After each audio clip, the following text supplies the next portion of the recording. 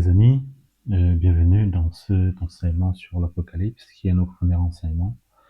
On a fait un petit préambule pour commencer pour introduire un petit peu, mais là on va entrer dans le vif du sujet aujourd'hui. On va enseigner donc sur le premier chapitre du livre d'Apocalypse. Voilà, avant de commencer, nous allons faire une petite prière. Seigneur, nous voici devant ta face, Père éternel Seigneur, pour te prier de nous assister, mon Dieu, mon roi, Seigneur, pendant ce moment de prière. Nous te prions de guider toutes choses pendant cet enseignement. Nous te prions d'ouvrir les oreilles. Nous te prions d'enlever, Seigneur, toute espèce d'a priori. Nous te prions, mon Dieu, mon roi, Seigneur, d'enseigner dans un temps toute la place. Père éternel, Seigneur, enseigne encore aujourd'hui, Seigneur, sur ta parole, Seigneur, qui est la vérité. Sur ta parole qui est la vie. Mon Dieu, mon roi, Seigneur, que ta grâce et ta miséricorde soient sur nous. Au nom de Yeshua HaMashiach. Amen. Voilà, donc on va enseigner aujourd'hui sur le livre d'Apocalypse, le premier chapitre.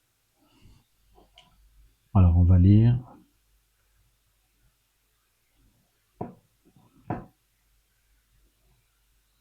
en entier déjà.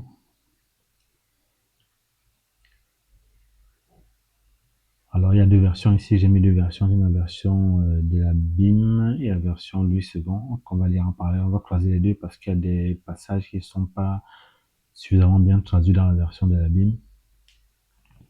Et on va regarder un petit peu ce qui est fait du côté de la version Louis II. Quoique elle est faite avec des textes minoritaires, donc elle n'est pas fiable du tout. Mais les passages qui sont quand même bien traduits dans Louis II également. Et on va également comparer avec ce que le grec en dit. Donc, révélation de Yeshua Mashiach, qu'Elohim lui-même a donné pour montrer à ses esclaves les choses qui doivent arriver avec promptitude. Et il a fait connaître par l'envoi de son ange à Yohanan son esclave, lequel a rendu témoignage de la parole d'Elohim et du témoignage de Yeshua Mashiach, tout ce qu'il a vu. Béni est celui qui lit et ceux qui entendent les paroles de cette prophétie et qui gardent les choses qui y sont écrites, car le temps est proche. Yohanan aux 7 assemblées qui sont en Asie, à vous grâce et shalom de la part de l'étang, de l'été et le venant. Dans l'autre version, c'est écrit la part de celui qui est, qui était et qui vient. Et de la part de cet esprit qui sont devant son trône. De la part de Yeshua Mashiach, le témoin fidèle, le premier-né d'entre les morts, le chef des rois de la terre, à celui qui nous a aimés et qui nous a lavés de nos péchés par son sang. Et qui a fait de nous des rois et des prêtres pour Elohim son Père. À lui seul la gloire et la force souveraine pour les âges et des âges. Amen. Voici, il vient avec des nuées, et tout œil le verra, même ceux qui l'ont percé. Et toutes les tribus de la terre se frapperont la poitrine de chagrin à cause de lui. Oui, Amen. Moi, je suis l'Aleph et le Tav, le commencement et la fin, dit le Seigneur, les temps, l'été et le venant, le Tout-Puissant. Moi, Yohanan, votre frère, Yohanan, c'est Jean, votre frère participant avec vous dans la tribulation, dans le règne de la patience en Yeshua Mashiach, j'étais sur l'île appelée Patmos à cause de la parole d'Elohim et du témoignage de Yeshua Mashiach. J'apparus en esprit dans le jour du Seigneur et j'entendis derrière moi une grande voix comme le son d'une trompette disant: Moi, je suis l'Aleph et le Tav, le premier et le dernier. Écris dans un livre tout ce que tu vois. Écris dans un livre ce que tu vois et envoie-le aux 7 assemblées qui sont en Asie, à Éphèse, à Smyrne, à Pergame, à Thyatire, à Sardes, à Philadelphie et à Laodicée. Je me retournai pour voir la voix qui parlait avec moi, et m'étant retourné, j'ai vu 7 chandeliers d'or. Et au milieu de ces chandeliers d'or, semblable à un fils humain, vêtu d'un vêtement qui descend jusqu'aux pieds, et ceint sur la poitrine d'une ceinture d'or. Et sa tête et ses cheveux blancs comme la laine blanche, comme de la neige, et ses yeux comme une flamme de feu. Et ses pieds semblables à du cuivre ardent, comme brûlé dans une fournaise, et sa voix comme la voix de grandes eaux. Et dans sa main droite, il a 7 étoiles, et de sa bouche sort une grande épée aiguë à 2 tranchants, et son visage comme le soleil qui brille dans sa force. Et quand je le vis, je tombai à ses pieds comme mort. Il posa sa main droite sur moi en me disant: N'aie pas peur, moi je suis le premier et le dernier, et le vivant. Et j'étais mort, et voici je suis vivant. Et pour les âges et des âges. Amen. Et j'ai les clés de l'Hadès et de la mort. Écris les choses que tu as vues et celles qui sont sur le point d'arriver après celles-ci. Le mystère des 7 étoiles que tu as vu sur ma main droite Et les 7 chandeliers d'or, les 7 étoiles sont les anges des 7 assemblées, et les 7 chandeliers que tu as vus sont les 7 assemblées. Donc voilà pour la lecture. Donc maintenant on va commencer à pouvoir parler. On va aller verset par verset. Alors, premier verset ici, il est dit, la révélation de Yoshua Mashiach que lui-même a donné pour montrer à ses esclaves. Donc ici, en première traduction, sur la version lui second, vous voyez lui second a mis lui, que Dieu lui a donné pour montrer à ses serviteurs. Alors que si on clique sur lui en grec, la version grecque, texte reçu, ici, c'est lui-même. En anglais, himself. C'est lui-même en fait. Dans la bonne version, c'est bien celle-ci. La révélation de Yoshua Mashiach que lui-même a donné pour montrer à ses esclaves les choses qui doivent arriver avec promptitude. Donc ici, on a dit la dernière fois que révélation venait du grec apocalypsis, ici, qui consiste à révéler quelque chose qui est caché. Alors, qu'est-ce qui est révélé ici, en fait, hein? C'est d'avoir la révélation de Yoshua Mashiach. On le voit plus bas lorsqu'il apparaît ici avec des yeux comme des flammes de feu, avec le visage et les cheveux. Alors, on est, on est plus bas. Voilà, ici, on le voit, il se révèle ici, hein, il se révèle à l'église, en fait, hein.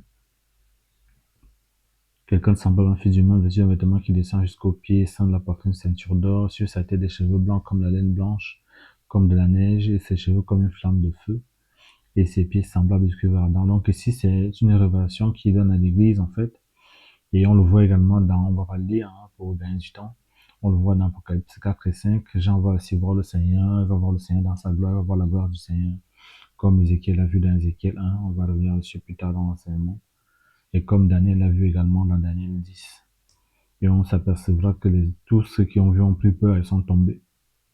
Donc ça, on va le voir par la suite.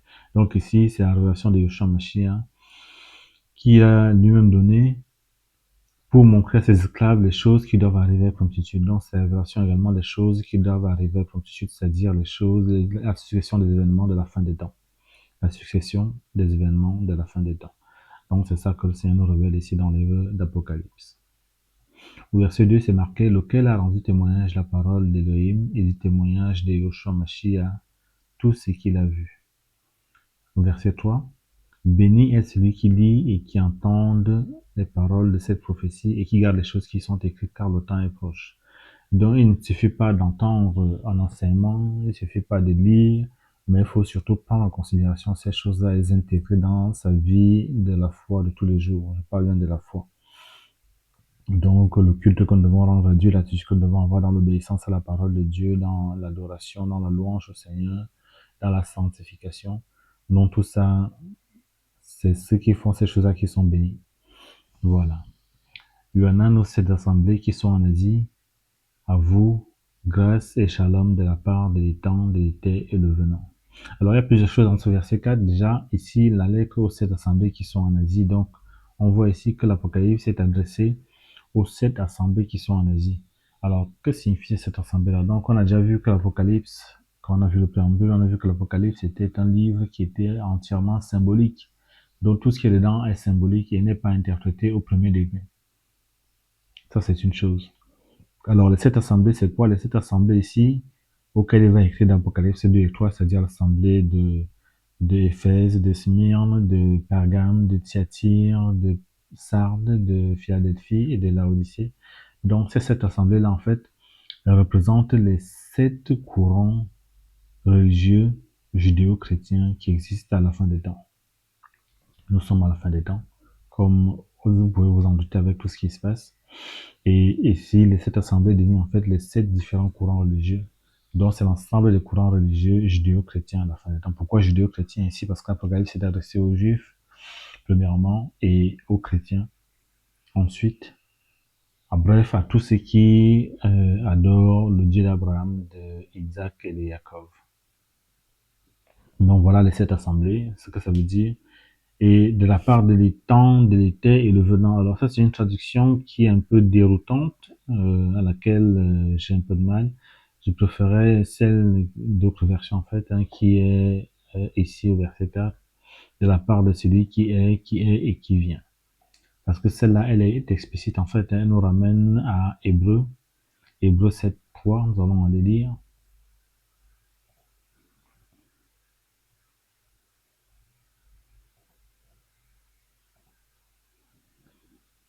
Donc, Hébreu 7.3 nous donne la définition de cette phrase, cette appellation du Seigneur, de celui qui est, qui était et qui vient. Nous sommes au verset 3. Ici, c'est marqué, il est sans père, en parlant du Mashiach. Il est sans père, sans mère, sans généalogie, n'ayant ni commencement de jour, ni fin de vie, mais il est rendu semblable au Fils d'Elohim, donc au Fils du Très-Haut, au Fils de Dieu.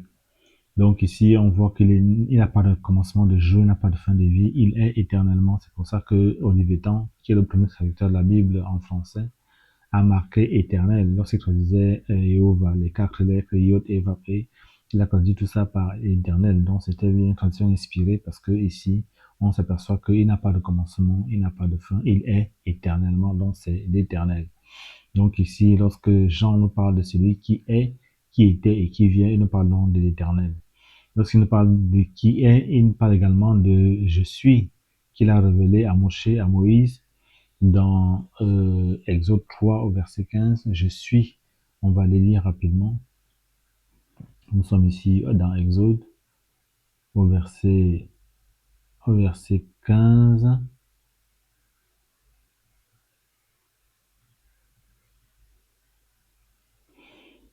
Voilà, on va rajouter la version, sur le verset 14, on va rajouter la version Louis II. On va redescendre au verset 14.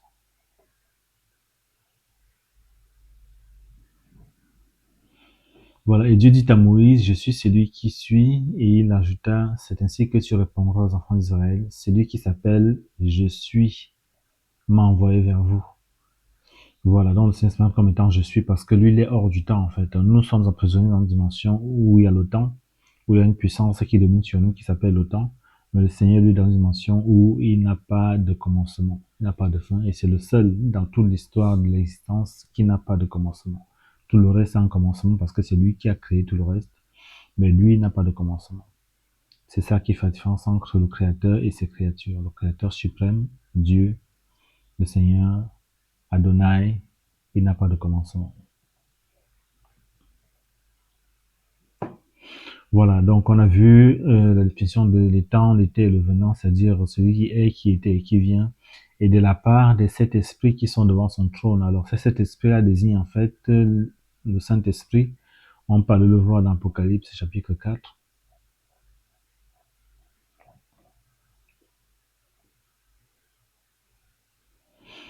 Voilà, donc j'ai en train de voir la gloire du Seigneur, en train de voir le trône du Seigneur ici. Et on voit ici au verset 5, et du trône sortent des éclairs et des tonnerres et des voix, et les 7 lampes de feu qui brûlent devant le trône, qui sont les 7 esprits d'Élohim. Donc il y a 7 lampes en fait qui brûlent devant le trône du Seigneur au ciel, comme j'en ai vu. Et ces 7 lampes-là, symboliquement, elles représentent le Saint-Esprit de Dieu. Voilà. On va revenir.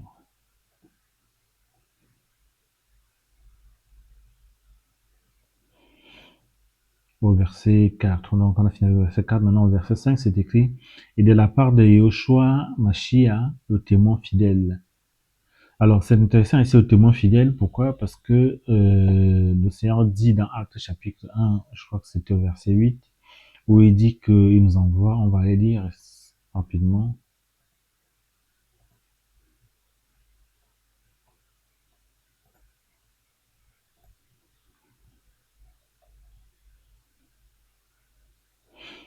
Voilà, il dit au verset 8, mais vous recevrez la puissance du Saint-Esprit qui viendra sur vous, et vous serez mes témoins, non seulement à Jérusalem, mais aussi dans la Judée, non seulement à Jérusalem, mais aussi dans toute la Judée et la Samarie, jusqu'aux extrémités de la terre. Donc ici, nous sommes appelés, nous, en tant qu'enfants de Dieu, à être les témoins du Mashiach.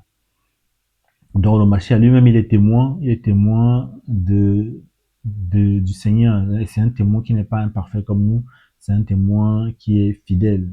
Fidèle, ça dit, il est parfait. Il est parfait à tout point de vue. Il est venu dans le monde pour nous montrer l'exemple parfait de ce que c'est qu'un enfant de Dieu. En tant que fils, il est parfait. Nous aussi, en tant que fils, nous ne sommes pas parfaits, mais lui, il est fidèle, c'est-à-dire il est en tout point semblable à ce que Dieu attend d'un enfant de Dieu. Voilà. Donc, il est le témoin fidèle, il est le premier d'entre les morts. Pourquoi le premier d'entre les morts, en fait? Il faut savoir que avant le Seigneur, beaucoup de personnes ont ressuscité. Il y a eu Élie qui a ressuscité le fils de la veuve, et il y a eu Élisée qui a ressuscité le fils de la Sunamite. Le Seigneur lui-même, il a ressuscité le fils unique de cette femme-là, dont il a touché le cercueil et il s'est levé.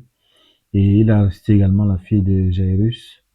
Il a ressuscité également Lazare. Donc, il y a eu beaucoup de résurrections dans le Seigneur, mais la Bible dit ici qu'il est le premier d'entre les morts. Pourquoi le premier d'entre les morts? C'est parce que c'est le premier qui a ressuscité avec un corps glorieux. On n'a pas le temps d'aller voir dans les écrits euh, ce que ça implique. Dans le corps glorieux que le Seigneur a reçu, c'est un corps qui ne peut plus pécher.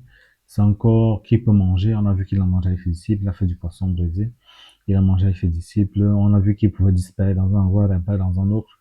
On a vu également qu'il pouvait, avec ce corps-là, apparaître avec des aspects différents, avec un physique, une morphologie différente. Donc, on voit ici qu'il est le premier d'entre les morts, mais c'est le premier qui a eu, donc, la capacité de naître avec ce corps glorieux. Donc, voilà. Il est le chef des rois de la terre. Alors, ça, c'est intéressant, les rois de la terre. Pourquoi? Parce qu'on a vu que l'Apocalypse, c'est un livre qui est entièrement symbolique. Et lorsqu'il s'agit de terre ici, il faut comprendre que c'est d'église dont il s'agit. L'église, c'est là où le Seigneur peut semer le machin pour qu'il produise, pour qu'il germe et produise du fruit. C'est pour ça que la parabole des quatre terrains nous parle en fait de don de chemin, nous parle d'une terre rocailleuse, nous parle de la terre avec des épines, il nous parle également de la bonne terre. Donc il y a quatre terres différentes dans lesquelles lui-même vient semer la parole. Et donc, les rois de la terre ici, c'est ceux qui dirigent l'église, ceux qui sont pas qui dirigent l'église, je veux dire ceux qui sont l'élite de l'église. Alors, il s'agit ici premièrement de l'église juive et également l'église des nations qui, euh, qui sont concernés ici. Donc, les rois de la terre, c'est donc les élites de l'église. C'est ça qu'il faut comprendre ici. À celui qui nous a aimés et à celui qui nous a lavés du péché par son sang et qui a fait de nous des rois et des prêtres pour Elohim, son Père. Donc, on va s'arrêter un instant ici pour voir ce que ça veut dire par roi et prêtre. D'autant plus que c'est une expression qui revient très souvent dans la parole de Dieu. On peut lire effectivement dans 1 Pierre 2,9.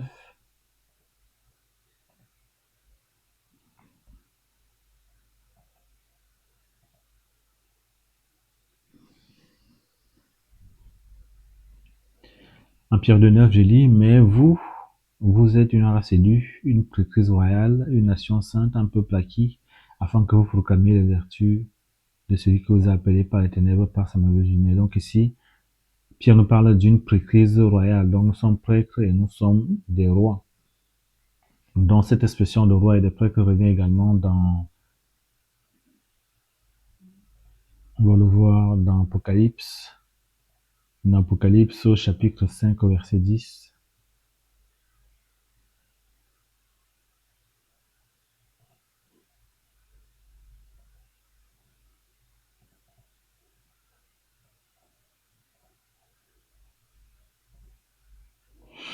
Dans Apocalypse, chapitre 5, verset 10, ça revient. Et tu as fait de nous des rois et des prêtres pour notre Elohim et nous rayons sur la terre. Donc ça, c'est intéressant. Donc en quoi nous sommes rois en tant qu'enfants de Dieu? Là, je parle ici d'enfants en tant qu'enfants de Dieu. Hein. Donc les enfants de Dieu, c'est-à-dire que les juifs et les chrétiens qui ont le Saint-Esprit, qui ont le roi Kodesh. Parce que maintenant, le roi Kodesh, le Saint-Esprit est donné à tout le monde, en fait. Hein, et à tout le monde, tout ce qui bénéficie. Et la parole de Dieu nous dit que si on n'a pas le fils du Mashiach, on ne lui appartient pas. Donc, il ne s'agit pas simplement ici de ceux qui ont la foi, il s'agit de ceux qui ont la foi, mais qui ont également le Saint-Esprit, l'Esprit de Dieu, parce que tu ne peux pas régner si tu n'as pas le Saint-Esprit. Donc, pourquoi est-ce que nous sommes rois ici? Nous sommes rois parce que nous sommes assis dans une dimension qui est supérieure à celle des démons. On peut le voir dans Éphésiens chapitre 2, verset 6.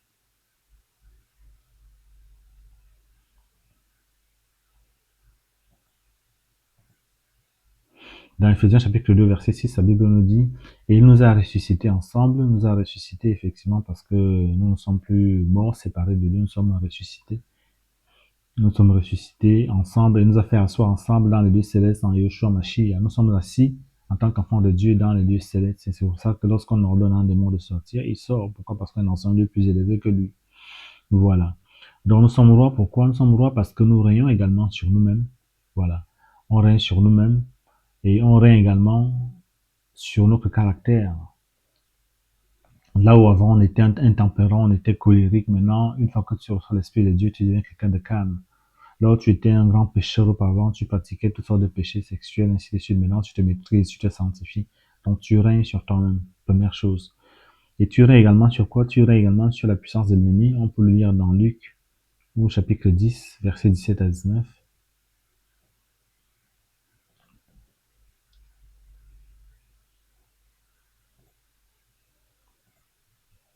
Nous sommes dans Luc 10, donc, verset 17. Or, les 70 revinrent avec joie, disant, Seigneur, même les démons nous sommes soumis en ton nom. Les démons nous sommes soumis parce que nous sommes des rois, bien évidemment. Les démons nous sont soumis, les démons sont notre sujet parce que nous sommes des rois. Mais il leur disait, je voyais Satan tomber du ciel comme un éclair. Voici, je vous donne l'autorité de fouler aux pieds les serpents, les scorpions et toute la force de l'ennemi et rien rien ne fera du mal d'aucune façon. Donc ici, les serpents et les scorpions, ça désigne d'abord les démons qui ont des formes animales. Et les serpents et les scorpions désignent également les êtres humains qui sont manipulés par ces démons-là. Pas forcément manipulés, mais qui sont possédés par ces choses-là. Hein, parce que je dis manipulés, c'est vrai que les démons manipulent toujours ceux qui possèdent, mais il y a des gens qui travaillent consciemment avec les démons. Donc ceux-là aussi, c'est les serpents et les scorpions. Donc on domine donc sur toute la puissance de l'ennemi, on domine sur les serpents, les scorpions, on domine également sur les sorciers en tant qu'enfant de Dieu. Donc c'est en cela que consiste la royauté. Voilà. Donc on a vu maintenant en quoi consiste la royauté. Maintenant, on va voir en quoi consiste la prêtrise, parce que nous sommes prêtres. En tant qu'enfant de Dieu, quand tu reçois le Saint-Esprit, tu es prêtre. Alors, la prêtrise s'exerçait ici dans le temple, dans le tabernacle de Moïse, de Moshe. Donc ici, il y avait l'autel d'or, comme vous pouvez le voir au centre de l'écran ici, avec la souris. Donc il y avait l'autel des sacrifices, où on venait sacrifier les animaux. Il y avait la cuve des reins. Et à l'intérieur, il y avait donc, ici dans le lieu saint, et en zoom ici, dans le lieu saint, il y avait, alors je ne sais pas si c'est visible parfaitement, mais il y a le chandelier, la table des bonnes propositions, et ensuite il y a dans le lieu très saint l'arche de l'Éternel. Donc les prêtres, qu'est-ce qu'ils faisaient? Ils sacrifiaient ici les animaux que le peuple amenait en fonction des péchés qu'ils commettaient. Donc le peuple ramenait des bêtes ici qui sacrifiaient pour le peuple, pour le Seigneur. Donc ça symbolise l'intercession. En tant que prêtre, nous devons intercéder pour les brebis du Seigneur. C'est la première chose. En tant que prêtre également, on doit se laver ici. Donc, il y avait ici des rituels d'ablution sur la cuve des reins qu'il fallait se sanctifier, se purifier avant d'accéder pour servir dans le lieu saint. Donc, dans le lieu saint, il y avait donc ici le chandelier d'or qui était ici à gauche en entrant. Donc, ce chandelier d'or-là symbolise le Saint-Esprit. Et le pain de proposition symbolise le pain de vie. Le Seigneur dit dans Jean 6 qu'il y a le pain de vie, donc ça symbolise le Seigneur également. Donc ici, le Saint-Esprit éclaire le pain qu'on doit manger, c'est-à-dire la révélation du Seigneur. Donc c'est le Saint-Esprit qui révèle le Seigneur. Voilà. Donc ici, nous devons être dans le lieu saint aussi, où nous devons avoir la révélation du Seigneur grâce au Saint-Esprit. Nous devons également élever les parfums d'adoration sur l'autel d'or qui est là. L'autel d'or, on doit adorer le Seigneur. En tant que prêtre, nous devons adorer le Seigneur. Et nous pouvons aller plus loin que les prêtres du temps de Moshe et de Moïse, parce que du temps de Moshe et de Moïse, il n'y a que le grand prêtre qui pouvait accéder au Saint des Saints. Et Moïse également peut accéder au Saint des Saints pour prendre les oracles du Seigneur. Donc nous, en tant qu'enfants de Dieu, nous pouvons également entrer là-dedans dans le Saint des Saints pour pouvoir recevoir les oracles du Seigneur directement. Pourquoi? Parce que le voile qui séparait le lieu saint du Saint des Saints a été déchiré, le feu Seigneur est mort à la croix. Et donc nous, en tant qu'enfants de Dieu, nous pouvons accéder au Saint des Saints à présent. Donc, lorsque Salomon avait construit donc le premier temple, il y avait un parvis pour les non-juifs, le parvis extérieur, et ils ne pouvaient pas passer de là. Mais nous, on a la chance, moi étant aussi des nations qui parlent, hein, on a la chance non seulement pas accéder jusqu'au lieu saint, mais on peut accéder au Saint des Saints. Voilà la grâce que le Seigneur a donnée aux nations également, qui ont maintenant part avec les Juifs pour le salut de l'humanité. Voilà. Ici, on peut regarder la vue du dessus. La vue du dessus ici, donc on voit ici l'autel des reins où les sacrifices étaient faits, la cuve des reins où les ablutions étaient faites pour se purifier avant d'accéder maintenant au lieu saint, au lieu saint où il y avait le chandelier ici, la table de point de proposition, ici l'autel d'adoration. Donc ici, je répète, sacrifier les animaux pour le peuple, c'est l'intercession, c'est l'image de l'intercession. Ici, se laver, c'est l'image de la sanctification, se purifier, faire des ablutions, c'est l'image de la sanctification. Pour accéder maintenant au lieu saint pour servir le Seigneur en étant éclairé par le Saint-Esprit pour voir la révélation du Mashiach. Voilà la chose la plus importante, la parole de Dieu. Dans Apocalypse 19:10, c'est écrit que toute la parole de Dieu est faite pour révéler qui est le Mashiach.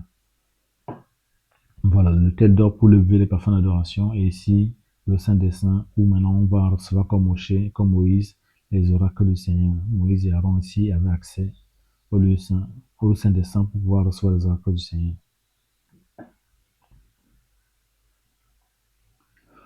Donc voilà à quoi consiste en fait le fait d'être roi et prêtre pour Elohim son Père. À lui seul la gloire et la force souveraine d'âge pour les âges et les âges. Amen. Voici, il vient avec des nuées et tout œil le verra, même ceux qui l'ont percé. Alors, qui c'est ceux qui l'ont percé ici? Ceux qui l'ont percé désignent deux réalités en fait. Ceux qui l'ont percé, ça désigne premièrement en fait les religieux juifs qui étaient les maîtres d'œuvre en fait, les maîtres d'ouvrage pardon, qui étaient les commanditaires de son assassinat. Et c'est pour ça que lorsque ça va revenir, tout le monde le verra, y compris donc les religieux juifs qui ont donc commandité non l'assassinat du Seigneur.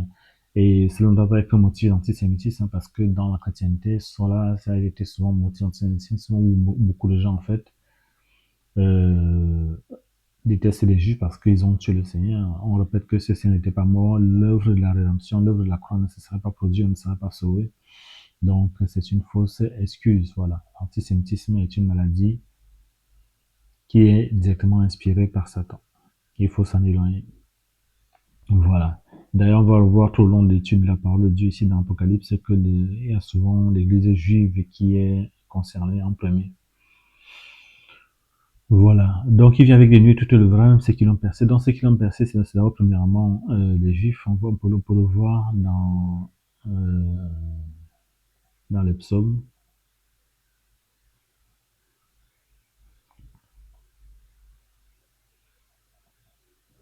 Psaume 22, là, c'est un psaume qui parle beaucoup du Mashiach. Hein.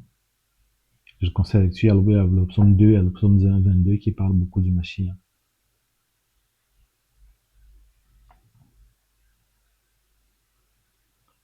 Psaume 22, verset 17.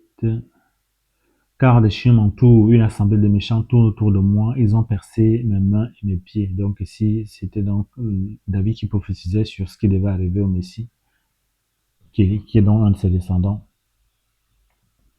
Donc ici, ceux qui ont percé les mains et les pieds, c'est évidemment les religieux juifs qui ont fait ce travail-là. Voilà, donc on va revenir ici. Donc ceux qui l'ont percé, ça désigne donc les religieux juifs qui l'ont percé d'une part. Ça désigne également les nations d'autre part. Pourquoi les nations? Parce que c'est celui qui a été le maître d'œuvre de la chose, hein, de la construction du Seigneur, c'est Pilate, bien évidemment. Et Pilate, c'est lui qui a donc ordonné qu'on crucifie le Seigneur. Donc Pilate représente qui? Pilate représente Rome.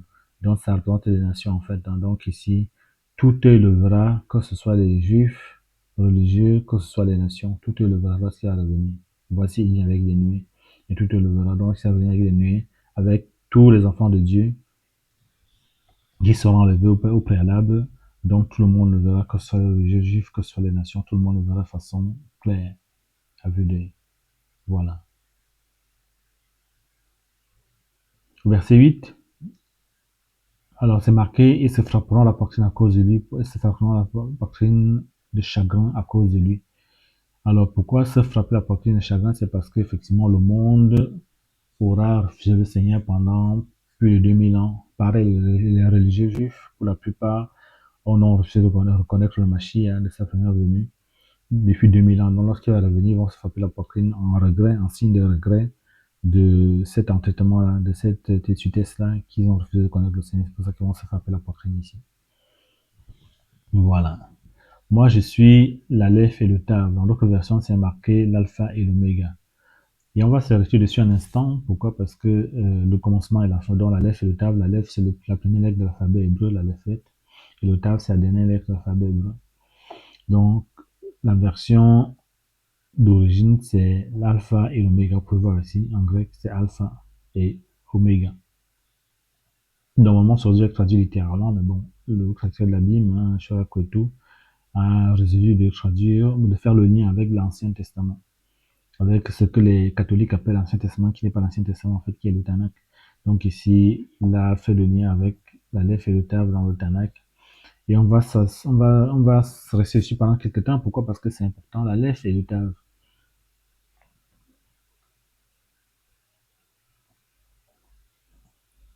L'Aleph et le Tav ici, on va le voir tout à l'heure que c'est la signature du Mashiach. C'est l'équivalent en grec de l'alpha et l'oméga, le commencement et la fin. Il nous tient comme ça dans Apocalypse 21, 6 également et dans Apocalypse 22, 13. Mais on va s'attarder sur l'Aleph et le Tav ici. Donc l'Aleph est la première lettre de l'alphabet hébreu qui désigne le bœuf, le serviteur. Et le Tav, c'est la dernière lettre qui désigne la marque, le Tav.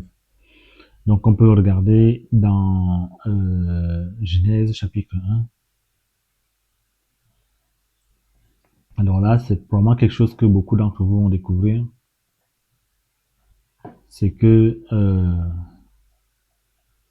il y a des choses dans la parole de Dieu qui ne sont pas traduites du tout, quelle que soit la traduction en fait. Pourquoi? Parce que c'est impossible à traduire. Au commencement, Elohim créa les cieux et la terre. La terre devint informe et vide. Donc ici, au commencement, dans la version seconde, au commencement, Dieu créa les cieux et la terre devint informe et vide. Il y avait des ténèbres sur la surface de l'abîme et l'Esprit de Dieu se mouvait au-dessus des eaux. Donc ici, au commencement, c'est Bereshit, Bara, Elohim, et Hashamaim, Vaet, Aretz. Donc ici, il y a cette lettre ici, Aleph et Tav. Aleph et Tav qui ne sont pas traduits dans aucune des traductions en fait. Hein, c'est même pas traduit parce que c'est impossible à traduire en fait. Et cette Aleph et Tav en fait symbolise la signature du Mashiach. Comment? Dans l'Aleph, c'est donc une lettre qui contient en elle-même trois lettres différentes. Donc il y a le Yod à l'endroit, le Yod à l'envers et le Wav ici oblique. Dans le Yod, c'est la dixième lettre de l'alphabet hébraïque. À l'endroit, le Yod représente la main. La main, c'est la puissance du bien, la puissance créatrice du Seigneur. Le Yod à l'envers, c'est la puissance mauvaise. Et le Wav, c'est le clou. Le clou, c'est la croix. Donc, pour passer donc des puissances mauvaises aux bonnes puissances, il faut passer par la croix, effectivement. Donc, le total fait 26. Donc, on appelle ça la gematria, en fait. La gematria, c'est l'équivalent en chiffres de ce que donnent les lettres dans l'alphabet hébraïque. Donc, normalement, c'est lettre vaut 1, mais lorsqu'on réunit les trois différentes lettres ici, ça fait le 10 pour le yod à l'envers, pour le yod à l'endroit, le 10 pour le yod à l'envers, et le 6 pour le wav incliné ici. Donc, ça fait 26. Donc, 26, c'est également la gematria de yod et vav et la gematria de Yahweh. Donc, ici, c'est ça, l'Aleph. Et le tav, c'est la marque du Saint-Esprit. On peut le lire dans Ézéchiel, chapitre 9, au verset 4.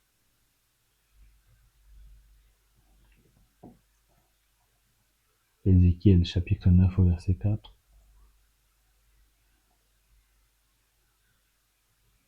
Donc, le Seigneur est sur le point maintenant de détruire. On a vu tout à l'heure que Yahweh, en fait, hein, c'est Yod et Vafé. On a vu que la gematria de Yahweh, c'est 26. Et c'est pour ça qu'on revient à Aleph, c'est égal à 26 également. Ce n'est pas un hasard. Donc, revenons donc au Tav. Donc, ici, Jéhovah lui dit, passe par le milieu de la ville. Il est sur le point de détruire Jérusalem.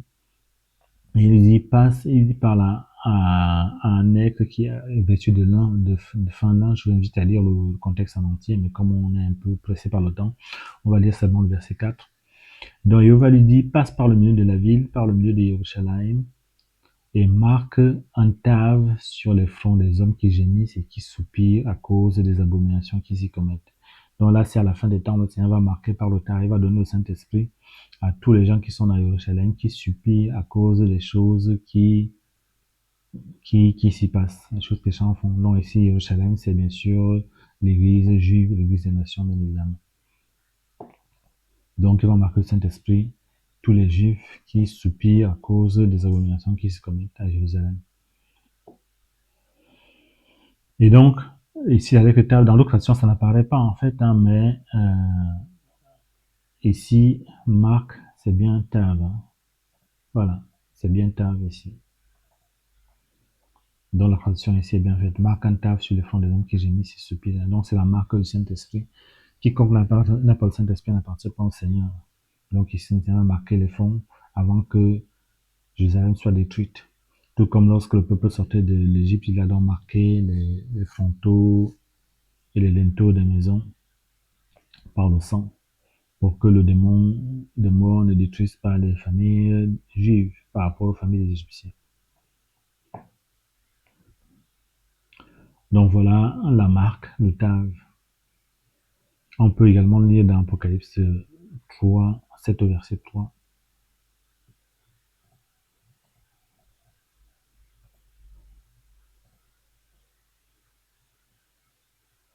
Ici, c'est la marque des 144 000.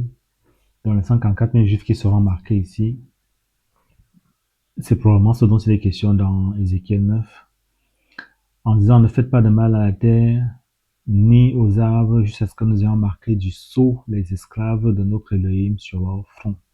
Voilà. Donc c'est une marque qui est placée sur la conscience, sur le front. Aleph et Tav. Donc voilà pour le commencement et la fin pour l'alpha et l'oméga, pour l'Aleph et le Tav. On va revenir ici, Apocalypse. Donc moi je suis l'Aleph et le Tav, je suis l'alpha et l'oméga, le commencement et la fin, dit le Seigneur, celui qui est, qui était et qui vient, le Tout-Puissant. Moi, Yohanan, moi, Jean, votre frère, et participant avec vous dans la tribulation et dans le règne et la patience de Yeshua Mashiach, j'étais sur l'île appelée Patmos à cause de la parole de Dieu et du témoignage de Yeshua à Mashiach. Donc, il y avait la persécution, il y a toujours la persécution des enfants de Dieu, en fait. Hein. Il y a la persécution du temps de l'empereur Domitien. Et Jean a dû s'exiler dans l'île de Patmos. J'apparus en esprit dans le jour du Seigneur. Là, c'est intéressant. Pourquoi? Parce que ça nous permet de comprendre, en fait, de quoi Jean parle dans la suite, en fait, de l'île d'Apocalypse. Il est apparu dans le jour du Seigneur. Donc, l'île d'Apocalypse, en fait, c'est le jour du Seigneur. C'est la 70e semaine de Daniel. Donc, on voit ici que le jour du Seigneur, donc, c'est question de la parole de Dieu dans le Tanakh, dans l'Ancien Testament. Dans le Tanakh, c'est marqué le jour de Yahweh, le jour de Yahweh, le jour de Yahweh. Il y a beaucoup de prophètes qui ont prophétisé là-dessus. Il y a eu Joël, il y a eu Esaïe, il y a eu Jérémie, il y a eu tous ces prophètes qui ont prophétisé sur le jour de Yahweh. Le jour où le Seigneur va intervenir directement dans les affaires des hommes pour mettre un terme, en fait, au règne de Satan sur la terre. Donc, ce jour-là correspond, en fait, on va le voir plus tard dans l'étude des enseignements, ça correspond à la 70e semaine de Daniel, ça correspond à une semaine, ça correspond à 7 jours, qui correspondent à une période de 2 fois 3 ans et demi. Donc, c'est ce que le Seigneur va nous montrer par la suite. Le jour du Seigneur. Et j'entendis derrière moi une grande voix comme au son d'une trompette disant, je suis l'Aleph et le Tav, je suis l'alpha et l'oméga, ça on l'a déjà vu, le premier et le dernier. Écris dans un livre ce que tu vois et envoie-le aux 7 assemblées qui sont en Asie. Donc on a déjà vu également que les 7 assemblées en fait en Asie représentent les 7 courants de l'église judéo-chrétienne avant le retour du Seigneur. C'est-à-dire dans la fin des temps, c'est-à-dire dans les temps actuels que nous vivons. À Éphèse, à Smyrne, à Pergame, à Thyatire, à Sardes, à Philadelphie et à Laodicée. Je me tournai pour voir la voix qui parlait avec moi, et m'étant retourné, j'ai vu 7 chandeliers d'or. Et au milieu de ces chandeliers d'or, un aigle semblant un fils humain vêtu d'un vêtement qui descend jusqu'aux pieds et ceint de la poitrine du ceinture d'or. Donc les 7 chandeliers d'or ici, on peut le voir dans la suite, Tout en bas, le Seigneur traduit et indique que les 7 chandeliers d'or représentent les 7 assemblées. Donc ça représente l'Église dans son entièreté. Et au milieu de 7 chandeliers d'or, un semblable à un fils humain, donc le Seigneur c'est un fils humain, humanoïde, vêtu d'un vêtement qui descend jusqu'au pied. Donc le vêtement du Seigneur descend jusqu'au pied. Donc le vêtement symbolise le concret de la nudité, le concret du péché, c'est-à-dire la sainteté du Seigneur. Et saint sur la poitrine du ceinture d'or. La poitrine dans la parole de Dieu, dans le langage prophétique, désigne, on l'appelle également saint, S-E-I-N, désigne également l'amour que le Seigneur a par rapport à l'Église ici. La manifestation qu'il a ici, c'est une manifestation, une révélation qu'il donne à l'Église, c'est réservé à l'Église ici. Et donc, la poitrine représente l'amour du Seigneur. Et il est saint, ceinture d'or pour montrer le côté parfait, la perfection de cet amour-là qu'il a pour l'Église. Et sa tête et ses cheveux blancs comme la laine blanche, comme de la neige. Donc ici, la tête et les cheveux blancs. Les cheveux représentent la justice. Ici, ils sont blancs comme la laine blanche, comme de la neige. Pourquoi? Parce que la justice de Dieu est parfaite. Les yeux comme les flammes de feu. Donc ici, le Seigneur est le feu, en fait. Hein. On le voit dans Exode 3, où il va se manifester. Il va se manifester à Moïse, dans un buisson ardent, où Moïse va voir le feu, mais un feu qui ne brûle pas. Donc ce feu-là désigne également l'amour du Seigneur, mais il ne brûle pas. Mais le feu qui est ici dans les yeux du Seigneur, c'est le feu qui va avoir lieu au retour du Seigneur, c'est-à-dire un feu qui va brûler, qui va consumer, un feu qui vient pour juger. Donc ça, il faut le comprendre. Il y a deux aspects du feu. Un aspect qui symbolise l'amour et un autre aspect qui symbolise le jugement. Donc, le feu qui symbolise l'amour ne consume pas, il brûle mais ne consume pas. Mais le feu qui symbolise le jugement, lui, il consume. Donc, c'est ce feu-là qu'il y a dans ses yeux ici. Pourquoi? Parce qu'il vient pour juger l'Église. Il est temps que le jugement commence par la maison, nous dit l'apôtre Pierre. Donc, il vient pour juger l'Église, pour enlever les fausses doctrines et tout le péché. On va le voir dans la suite. Et ses pieds semblables à des lérins ardents, comme brûlés dans une fournaise. Donc, les pieds sont semblables à des lérins ardents, comme brûlés dans une fournaise ici, parce que ses pieds vont atterrir au monde de Dieu quand il va revenir également sur la terre, donc pour juger l'Église. D'ailleurs, on va le voir dans plusieurs lettres. On reviendra dessus dans le détail.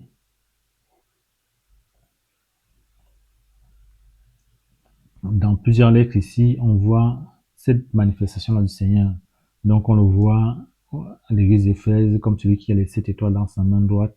Il se manifeste également à Smyrne comme le dernier. Donc, il a également l'épée aiguë à 2 tranchants qui sort de sa bouche. Ça, on va le voir en fait. Hein. Donc, tout ça, on voit qu'à chaque église, il va donner un caractère de sa manifestation ici. Donc, on était dans le public comme fournaise. Dans sa voix comme la voix de grands roseaux. Et dans sa main droite, il a 7 étoiles. Donc, on le voit en bas également. Il dit que les 7 étoiles, c'est les messagers, c'est les anges de cette assemblée. 7 étoiles sont les anges de cette assemblée.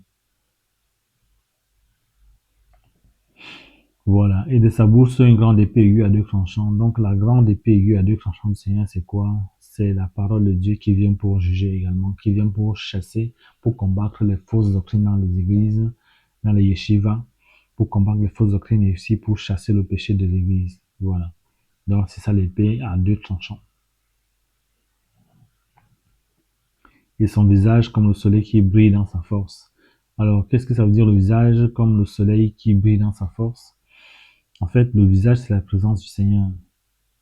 Et le Seigneur s'est décrit également comme l'astre brillant du matin, comme le soleil. Donc, prophétiquement, le soleil représente le Seigneur et la lune représente l'Église. Ça, il faut le comprendre. Donc, le soleil représente le Seigneur et la lune représente l'Église. Donc, le soleil qui brille dans sa force, donc, c'est la présence intense du Mashiach lui-même. Et quand je le vis, je tombai à ses pieds comme mort. Il posa sa main droite sur moi en me disant, n'aie pas peur, moi je suis le premier et le dernier.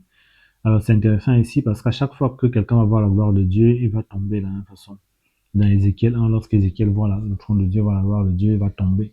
Dans Daniel 10, lorsque Daniel voit la gloire de Dieu, il va tomber également. Et si Jean voit la gloire de Dieu, il tombe également sur le visage. Et les trois ont peur à chaque fois. Pourquoi ont-ils peur? C'est parce que lorsque Adam lui-même il a vu le Seigneur après avoir péché, Il a eu peur et il s'est caché. Dans la présence du Seigneur, lorsqu'on est dans le péché, parce que nous sommes malheureusement pécheurs, même si le sang du Seigneur nous permet de rester en sanctification, mais on commet encore quelques petits péchés en tant qu'enfant de Dieu. Et lorsque nous voyons le Seigneur dans sa gloire, nous prenons peur. Mais Dieu nous fera grâce si nous tournons jusqu'au bout, lorsqu'il va revenir. On n'aura plus peur lorsque nous aurons des corps glorieux, on n'aura plus peur lorsqu'on ne pourra plus pécher, effectivement. Voilà. Donc il dit, j'en ai pas peur, moi je suis le premier et le dernier. Et le vivant. Et j'étais mort, et voici je suis vivant pour les âges et les âges. Amen. J'ai les clés de l'Hadès et de la mort. Alors les clés de l'Hadès, c'est les clés de ces jours des morts en fait. Hein. Il les a eu comment? Il les a eu parce qu'il a vaincu la mort par l'œuvre de la croix. Il allait en enfer, et comme il n'avait pas de péché, il a pu récupérer les clés de la mort et maintenant il a ramené avec lui tout ce qui était en enfer. Donc Abraham et les prophètes et David et Abraham et Isaac et Jacob qui étaient dans le sang d'Abraham. On ne brûlait pas l'enfer, mais c'est une partie de l'enfer qui s'appelle le sang d'Abraham. Mais c'est une partie qui n'est plus utilisée maintenant. Pourquoi? Parce que tous les croyants qui meurent dans la sainteté, ils vont directement au ciel. Le reste va en enfer, évidemment, pour souffrir. Donc, si on lit dans verset 19, écris les choses que tu as vues et celles qui sont sur le point d'arriver après celles-ci. Le mystère de cette étoile que tu as vue, ça on l'a déjà vu. Le mystère de cette étoile que tu as vue sur la main droite, les 7 chandeliers d'or. Les 7 étoiles sont les anges, les messagers. C'est ça qu'il faut comprendre en fait. Les anges, c'est les messagers. Les 7 assemblées. Donc, ça représente les enseignants, hein, ça représente les raves qui sont dans les yeshivas, ça représente les pasteurs qui sont dans les églises. Et les 7 chandeliers que tu as vus sont les 7 assemblées. Voilà, on va s'arrêter là pour aujourd'hui. La prochaine fois, on va commencer sur la lettre 7 assemblées. On va le voir ça dans le détail. Voilà, on va conclure. Seigneur, merci pour ta grâce, mon Dieu, mon roi. Seigneur, merci pour cette étude. Te prions, mon Dieu, mon roi, Seigneur, que ta grâce et ta miséricorde, mon Dieu, mon roi, Seigneur, demeure sur les cœurs afin que chacun puisse comprendre, mon Dieu, mon roi, Seigneur, ce que tu veux enseigner.